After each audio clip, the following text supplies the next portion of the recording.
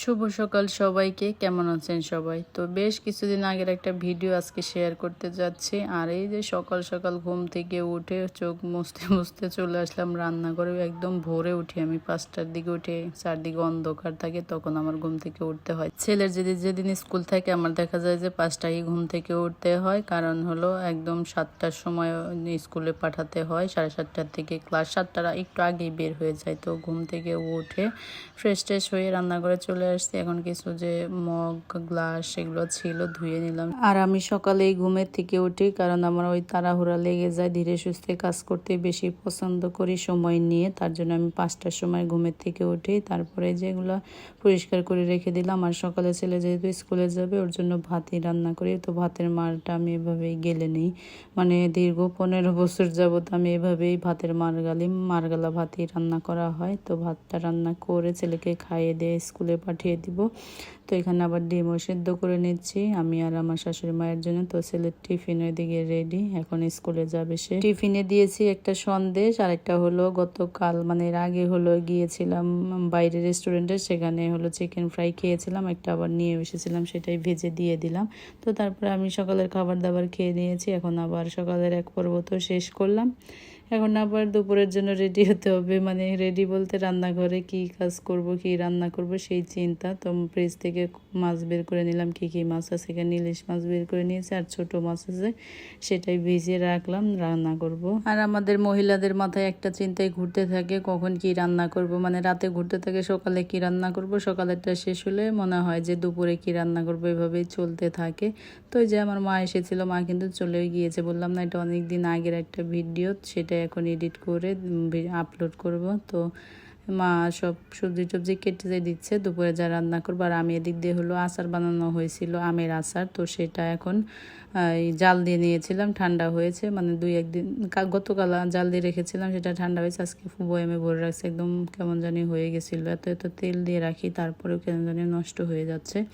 তো এটা রেখে দিব, এবার ফ্রিজে রেখে দিব। আর একটা বয়ম মাকে দিয়ে দিব, আর একটা আমাদের বাইরে খাওয়ার জন্য রেখে দিব। ছোট দুটাই ভরেছি যে, আর বড় বয়মটা যে ভরেছি ওটা ফ্রিজে রেখে দেবো, জানি না ফ্রিজে আটবে কিনা। তো তারপরে রাখার চেষ্টা করব, যেহেতু অনেকটা লম্বা, তো তাই যায়। এর মধ্যে হলো একটা কাজও ঘটে গেছে, মানে ফ্রিজে ওই আচারের বয়ম রাখতে গিয়ে তারপরে একটা ছোট গ্লাস একদিন হলো কফি বানিয়েছিলাম, সেই কফিটা রেখেছিলাম, পড়ে গেছে। তো ভাবলাম যে যেহেতু পড়ে গেল, ফ্রিজটা একটু নোংরাও হয়েছে, মুছে ফেলি। তো সব কিছু নামিয়ে একটু পরিষ্কার পরিচ্ছন্ন করে তারপরে যেটা রাখলাম। আর এই দেখেন 2টা থাক একদম কাছাকাছি রাখতে হয়েছে, তাছাড়া এই বয়ামটা ঢুকতো না। তো ওইভাবেই রেখে দিলাম, পরে যদি অনেক জিনিসপত্র হয়ে যায় আবার দেখা যাবে যে ফ্রিজ থেকে নামিয়ে ফেলছি। তো ফ্রিজটাকে এখন অন করে দিলাম, যেহেতু পরিষ্কার করেছি বন্ধ করে, তো রেখে দিলাম। তো তারপরে ফ্রিজ পরিষ্কার করতে গিয়ে দেখলাম গত বছরের 2টা নাড়ু ছিল, তো মাকে একটা দিলাম আর আমি একটা খেয়ে নিলাম, দুজনে 2টা খেলাম, অনেক শক্ত হয়েছিল।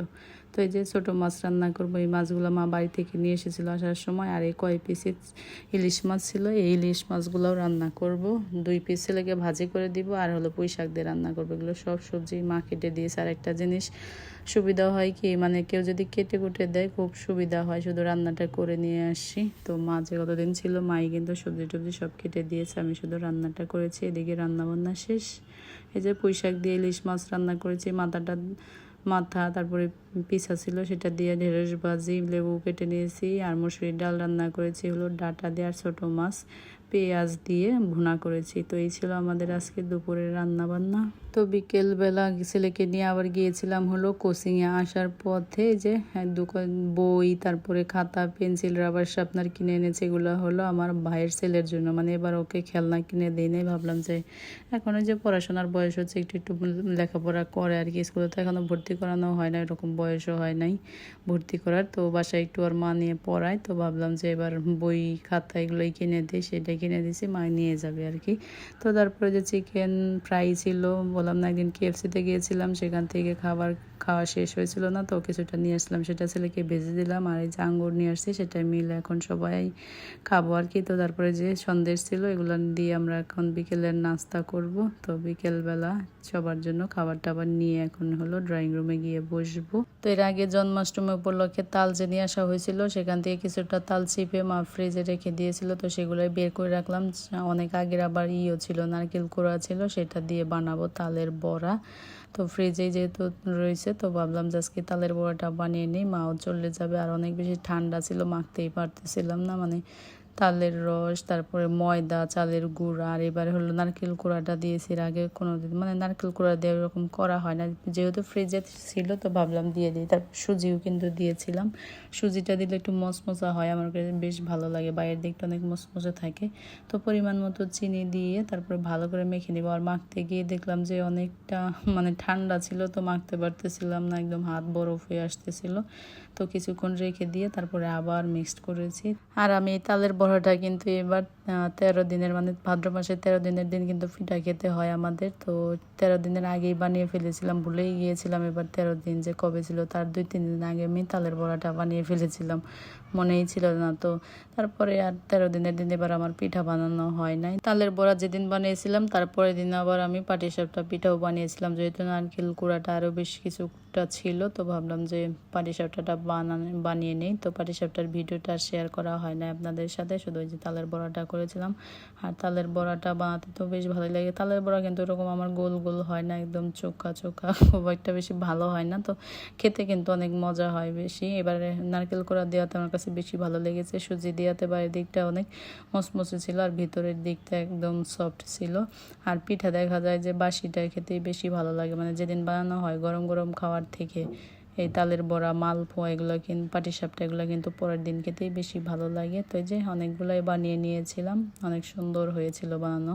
তো এই যে 2বার বা 3বার দিয়ে বানিয়েছি আর কি। তো সবগুলোই আমি বানিয়ে নিচ্ছি, যে অনেক বেশি সুন্দর হয়েছিল দেখতে, খেতে অনেক বেশি মজা হয়েছিল। তো এবার ভাদ্র মাসের আগে আমি তালের বড়া বানিয়ে নিয়েছিলাম, আর ভাদ্র মাসের 13 দিন তো চলেই গিয়েছে, এটা অনেক পরে শেয়ার করলাম। আর ভিডিওটা কেমন লাগলো আপনাদের অবশ্যই কমেন্টস করে জানাবেন, ভালো লাগলে প্লিজ লাইক কমেন্ট শেয়ার করে পাশে থাকবেন। Tata, bye bye.